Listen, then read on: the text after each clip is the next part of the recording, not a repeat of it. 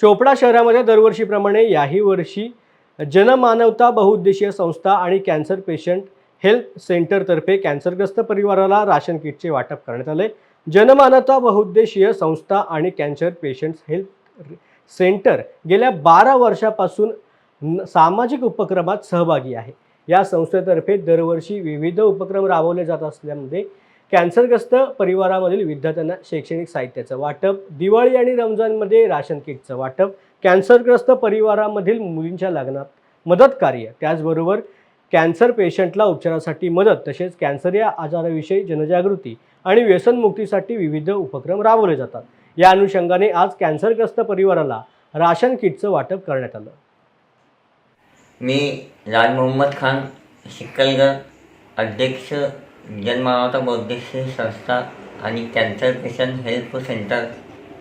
आता आम्ही कॅन्सरग्रस्त परिवाराला राशन किटचे वाटप केले।